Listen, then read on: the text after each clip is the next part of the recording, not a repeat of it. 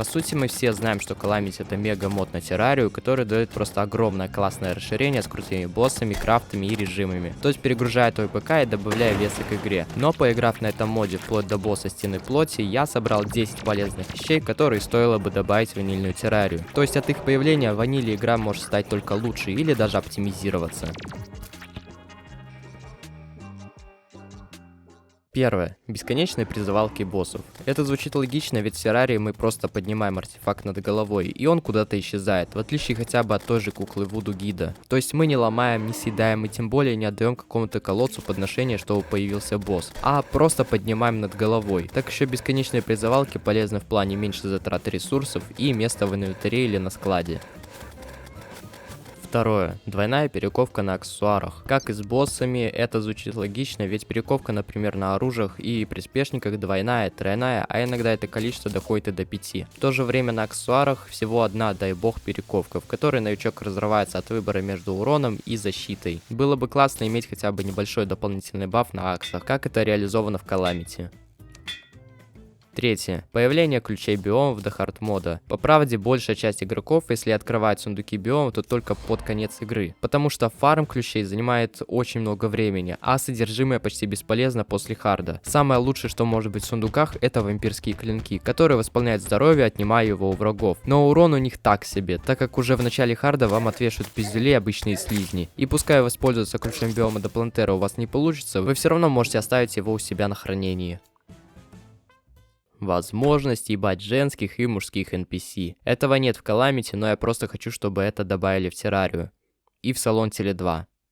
И в детский дом. Рывок. Во всех похожих по эпичности играх, как Dead Cells, Hollow Knight, Cult the Lamp и, пожалуй, Soul Knight, есть такая функция, как рывок. В террарии же эта функция доступна только с щитом Ктулху, либо с вот этим хардмодным мечом хуй пойми откуда. Как по мне, щит Ктулху этого не стоит, чтобы воин тратил одну ячейку аксессуара. Потому как в Calamity данная функция доступна изначально, а тем, кому она мешает, разработчики пошли на уступки и сделали возможность ее отключения.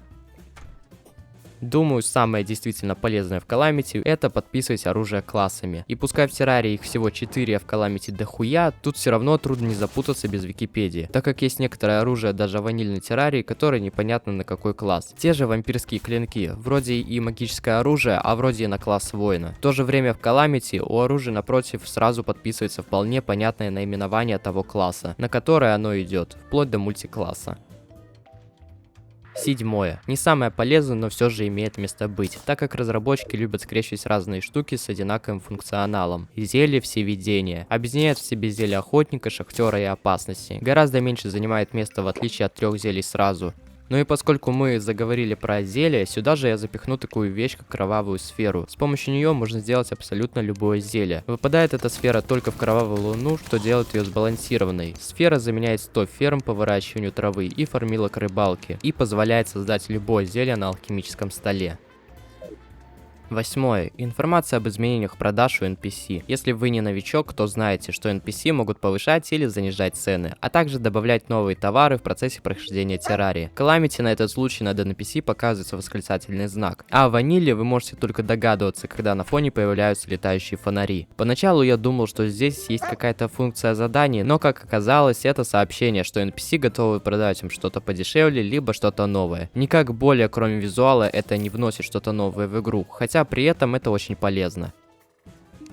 Крафт редких вещей. Есть очень редкие предметы, как, например, неземной магнит. Крайне полезная штука для мага, которая притягивает звезды маны и комбинирует с некоторыми аксессуарами на столе изобретателя. Найти эту вещь можно на парящих облаках, либо найти в ящиках на парящих озерах. Проблема, что эта вещь может тупо не заспавниться в облачных сундуках, как и облачные водоемы, что создает отсутствие этого предмета в целом мире. В принципе, таких предметов с достатком. Это крылья птенца и это всратый посох слизня, который оценится в 10 золотых. В Calamity все это можно скрафтить, что делает возможным выживание на одной карте без смены мира.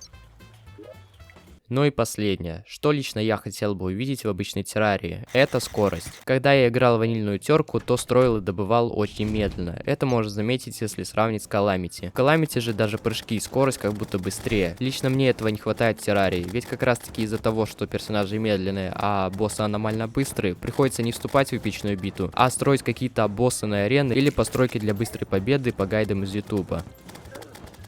И в принципе все. А чтобы ты добавил ванильную террарию, дабы улучшить ее, пиши свое конченное мнение в комменты. Также я принуждаю тебя обдрочить красную кнопку подписаться, чтобы она перестала выебываться и стала серой. Пока.